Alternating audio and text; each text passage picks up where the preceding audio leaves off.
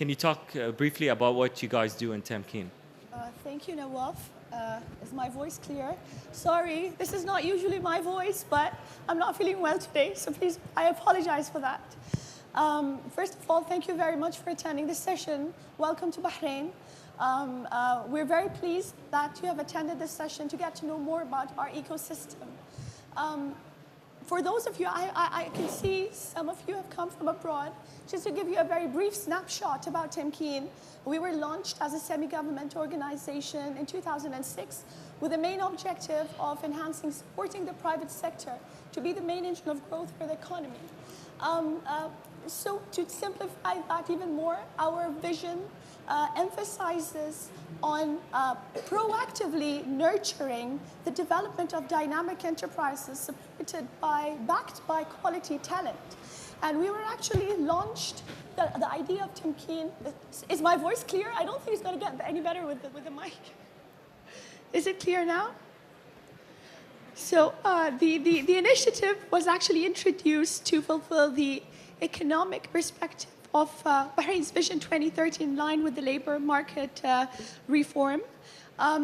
So ever since the launch of Tamkeen for the past 13 years, we have supported more than 185,000 individuals through an array of support services.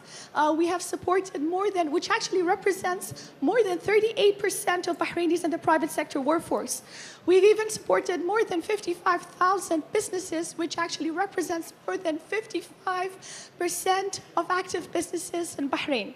How we do that? We've introduced, as the keynote session actually said today, that we have introduced more than 300 initiatives to do with financing. We've injected more than $2 billion in terms of grants to businesses to support technology acquisition, to support their marketing requirements, to support their business development requirements, and any support that would support them from starting their business up to diversification and for them to grow. We even provide non-financial support such as advisory, mentorship, and coaching, and that too without any cost incurred on the business. We also subsidize the cost of training and development to businesses who are willing to invest in their workforce. So basically, in line with our objective, Tamkeen has recently introduced, as part of its 2018-2020 strategy, as part of the 2018-20 strategy, its investment initiative that basically to enrich and to expand Tamkeen's business growing support to all the businesses in the Kingdom of Bahrain. And we do that by providing company linkages. We do that to support companies to actually, is it clear? I'm sorry. Yeah. To support companies, to support investors, getting linkages with investees. We also support them in order to nurture the investor ecosystem, support businesses. The main objective of the investment initiative, of Tamkeen's investment initiative, is to provide an environment where businesses can actually raise capital. We want to cultivate and fuel the environment to basically support them to raise private equity and to get access to funding. And how we do that? We are exploring multiple investment-related initiatives under 4 main pillars, which is investing directly in companies, in new high potential new or current businesses. We support investments in multiple strategic funds, be it in strategic sectors or segments. We are exploring the option of introducing investment bridging and facilitation programs, as well as investing in strategic ventures, strategic facilities, and strategic portfolios that would support businesses to diversify, support businesses to actually get connected, the investment-ready business to get connected to the right initiatives, to the right investment opportunities that they would require. And I believe that through these initiatives in Tamkeen, with the support of our partners, of course, will allow businesses not only to raise capital, not only to get access to funding, but to also support them to actually get an access to sustainable funding for their innovative ventures. And I'm sure that these support services that we're providing as part of the investment package will definitely position and cement Bahrain's role within the ecosystem in order to basically support the startups, in order to ensure that we are having the businesses have the right platform to test their ideas, to seek new investments from abroad, in order to continue fueling and growing the private sector. Is the message clear? I'm so sorry about it. Thank you. Anybody who would like to connect with our panelists, you can do so after the panel. Keeping the discussion within the government support to the startup ecosystem, I'd like to ask Dr. Simon, can you walk us through the physical and soft infrastructure that the kingdom puts in place in the last couple of years of the growing ecosystem, basically, for example, such as AWS data center, and what government support does the EDB support in that way? All right, well, thank you very much. Delighted to be here. From Bahrain's perspective, we have to play to our strengths. And what we need to do is to put in place the right infrastructure to allow both Bahraini founders and entrepreneurs to start and grow their businesses, but also to attract global talent to come in and start businesses here or scale up businesses here. And of course, there's two parts to that. One part is the physical infrastructure, making sure we've got the right data centers, and having Amazon Web Services put their first major data region here in Bahrain, covering the whole of the Middle East and Africa, is an important development for us. But also things like 5G.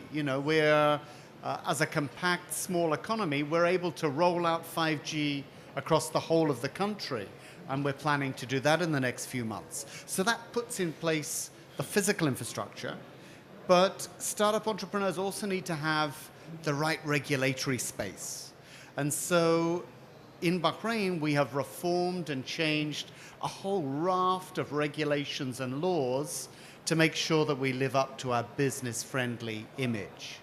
Whether it's completely revising the insolvency law to allow companies that do fail to come back bigger and better and stronger than before by using a Chapter 11 type provision, whether it's about protecting data by having a data protection law, a data embassy sovereignty type legislation that allows people that have data in Kuwait or other parts of the world to store the data in Bahrain in these data centers, but still have it administered under their domestic law. And then when it comes to fintech, we've gone from zero to hero by working closely with our central bank and putting in place and cherry-picking legislation from around the world that will work here in Bahrain. So we have a regulatory sandbox, the first onshore regulatory sandbox in the GCC that allows fintech companies to test their products, start interacting directly with Bahraini consumers, Bahraini companies from day one, and then hopefully scale up and go international. But we've got two other secret weapons, if you like. One is the fact that Bahrain scores incredibly highly as an expat place to live. Number one in the world for the Internation Survey, number 5 in the world in HSBC. And that's important because we want to attract and retain talent here in Bahrain, talent that could choose to live anywhere in the world. And the second great secret weapon is Tamkeen. Tamkeen offers a whole raft of support for businesses to train up Bahrainis, to upscale Bahrainis, to employ young graduates, to invest in technology that both local companies and companies from outside of Bahrain can take advantage of. So those two things together are quite a winning mix. Perfect. Moving to our neighbors in Oman, Oman Technology Fund is relatively new. So would you care to talk about your experience and what do you do in Oman Techno Fund?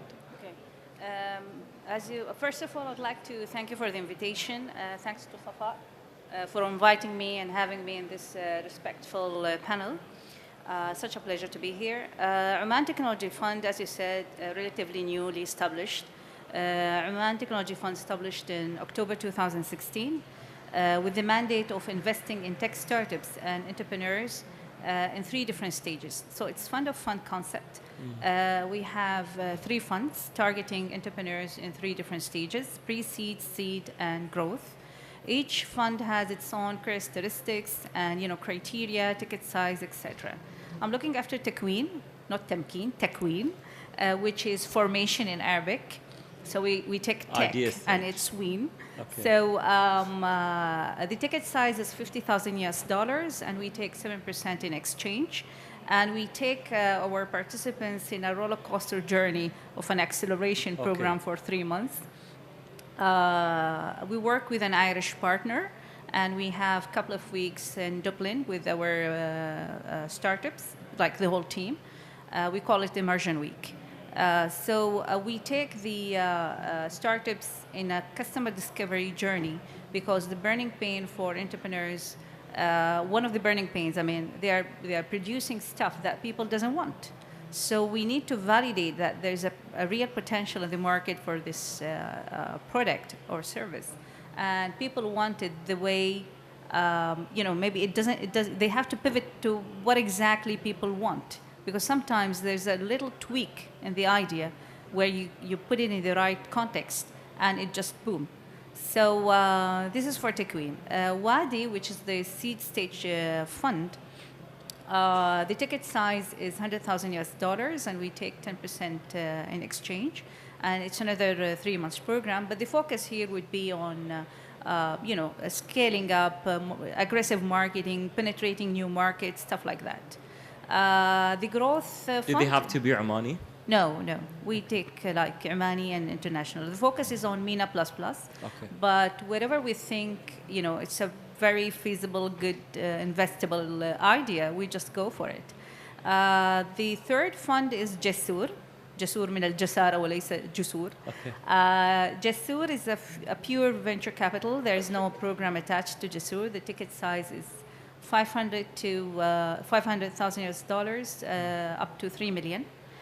Right now, we started our investment towards the second half of 2017. So almost the first year went into setting up the fund, getting in, collecting the team, headhunting people, building a policy, procedures, stuff like that. Within a year and a half, we have like 53 companies in our portfolio, OTF portfolio as a whole. Yeah. Yes. Good. Moving to corporates, Chev, 120 years of family legacy in business, investment, and support to the local community in India and elsewhere. So we'd like to know your experience in investing in startup and also the startup scene in India. So would you be able to shed light on that? Thank you very much for inviting me to speak here. I'm very impressed by this wonderful event. We come from an Indian family business in traditional industries, but we started investing in technology and startups maybe 25 years ago. Wow. And 25 years ago, actually, in India, there was no startup environment like this at all. And in fact, when Bangalore started with the first IT companies, Infosys and so on, I remember, although we in India believed it was a big opportunity, I remember going and visiting the US and meeting my friends in California, in Stanford and Harvard and Wharton and so on, and they said, India is irrelevant. No one's going to pay any attention to it. So we started a venture capital fund 25 years ago called Westbridge Capital, which became one of India's leading venture funds. And then Sequoia Capital came in and partnered with Westbridge Capital, and it's today one of India's leading venture funds. When we first approached Sequoia in the US, they weren't interested in coming to India at all. 5 years later, they all came in, and they're very happy working in India. Today, India has a huge ecosystem around the big universities and a few cities: Bangalore, Hyderabad, Bombay, Delhi. These are the places, Chennai. So around universities, around the IITs, and in big cities where there's a technology infrastructure in terms of manpower, you're now starting to see the development of an entrepreneurial ecosystem. So just to say, it takes a little time. It doesn't happen overnight. But I think that it's very exciting to see what's happening now in the technology world, all over the world. And with the acceleration of new technologies and the absorption of new technologies around the world in many different industries, from agri-tech to transportation, mobility, to e-commerce, I think that it's exciting to see what is happening in this part of the world as well. And I think you'll see a pre-Kareem era and a post-Kareem era in terms of the psychology, where now everything is possible here. A new terminology. Yeah, so I think it's very exciting because I think actually now, I think this region has come of age and a lot more can happen and will happen. And I think these type of events, the key thing is to be a little patient and to have local entrepreneurs and local ecosystem and government support participating in this. My only piece of advice would be to this region and to your country, it would be that it's very important to be connected into the global infrastructure and the global ecosystem. Because being a frog in a pond, you don't really understand what's happening in the ocean.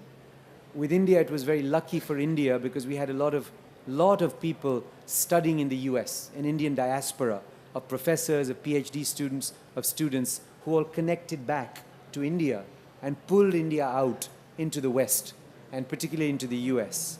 And that helped us a lot to really create what we have today. And I think it's really important for this region as well to not think of itself just as either this city or this country or this region, but to really think of this industry globally and see how do we connect to the world and then take the best here and connect to the world, bring the best from the world into this country, because scale is very important in technology industries. And for you to get scale and the best technologies, then you need to really connect with the rest of the world. I think Ali would help us in telling us what is so special about the Middle East, since you're a VC in the Middle East and startups are, you invest in startups in the Middle East. So I think Khalid Al-Rumayhi, the chief executive of the EDB a while back, touched upon it, I think yesterday. So the Arab world is tough, right? It's super fragmented. You have 23 countries. All of them are different regulations. I mean, we do have a lot of common, obviously we have a common language, a common heritage, but even if you take a look at, for example, Kuwait, very strong purchasing power. Very bad when it comes to regulations and supporting startups coming from abroad. Bahrain, much more supportive, but less of a purchasing power. Saudi is trying to be open. They have a very strong purchasing power, but it's mainly driven by nationals and actually Saudi nationals. If you take a look at the UAE, in Dubai, it's actually driven by expats, right? So a lot of startups might do well in the UAE, and then when they want to actually go into Saudi, they might not do well. So it's one big country, like it's one big region. We have a lot of commonalities, but also at the same time, there are a lot of differences. And it's very, very tough for startups from this region to actually expand to their neighboring cities and neighboring countries. So I think that's what makes it unique. I mean, we need to have startups with a lot of tenacity to actually go beyond, Bahrain and actually to go into the Saudi market. Egypt also is another big giant, right? I mean, it's very hard to actually enter into Egypt. People are very price sensitive, for example. So for any international player, like Uber, let's say, talking about the Kareem example, it's not that easy to actually go into the Arab market. So there are some barriers to entry. The fact that you're from the region, you understand the differences between one country to another, right?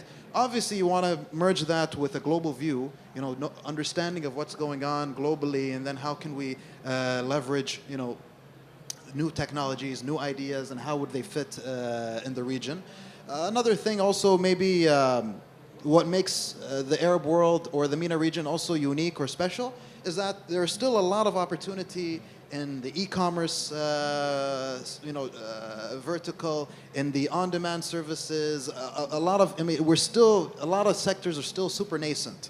I mean, even if you want to take a look at, on-demand services, groceries, e-commerce, media. I mean, we're still actually lagging way behind, other regions that are way more sophisticated. Even things like, very basic stuff like, if you want to take a look at groceries or food delivery, I mean, I think I would leave it to Umar to talk more about it.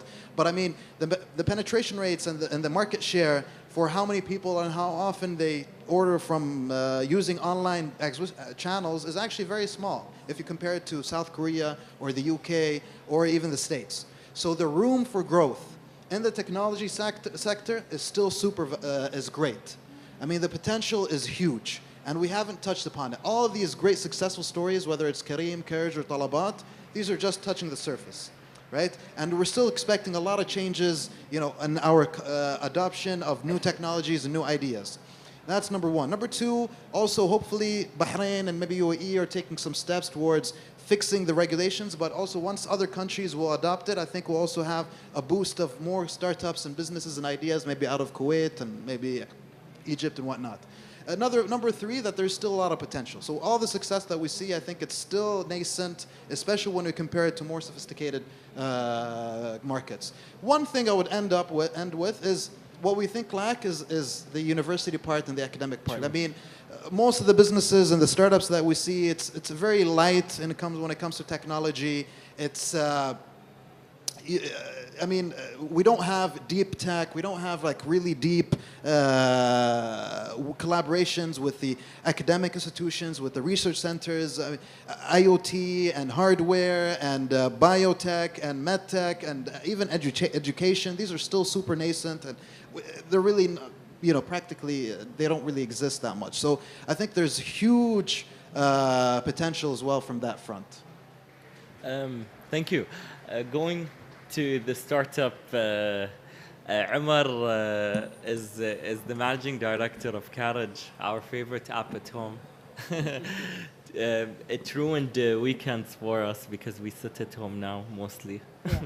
So tell us about why do startups fail, or since you come from Saudi and the market is huge, what makes them fail or grow? Fail or grow. Well, thanks for having me here. I will just do quick comments. I know we're short on time, but you hit a nail on the head, as they say, when you mentioned the collaboration on regulation on a region level. An example of that is what's potentially happening between the UAE and Saudi Arabia on the fintech domain, on the digital currency. They're going to experiment with something, see if it works, and they'll roll it out or maybe not. But it's that, regulation all over the region. Regulation reform is the number one reason why any business will come into a new country, or also that will enable an existing startup to grow. Back to the entrepreneurs. I do believe that setting up the priorities is to any startup is going to set them for failure or success. That's my opinion on it. When the priorities are not set correctly in the beginning, then you're not going to go. If you don't know where you're going, you're not going to achieve what you're trying to achieve. So setting up the priorities and goals. The second thing is, which I also I have a different thought on that, but market validation is a very, very important thing. I'm talking from a business perspective. You can have the most innovative product in the market, right? There are so many innovative, headphones out there, but there are only few that are absolutely amazing for business from business perspective. So market validation and demand. At the same time, disruptive industries, they create demand. There was not demand on something, they created demand. So it's where, thinking that way. So for a lot of entrepreneurs and startups to fail or to succeed, they need to know where they're going, what business they're going. Is it good from business perspective, or is it just a good, cool idea? That's and I'm not saying all entrepreneurs are like that, right? And not all startups are like that. And startups not necessarily have to be tech startups, right? Innovation not necessarily means disruption. However, disruption most of the time is innovative. So I hope that just gives a clear... Sorry, the organizers gave us a limit on our time 30 minutes max. We need to wrap up. Thank you very much for attending our session. Thank you for our international guests. Welcome to Bahrain, and hope you enjoy the rest of the conference. Thank you. And you can connect with all of our panelists outside the session room. And please, any questions, you can have them outside. Thank you very much. Thank you.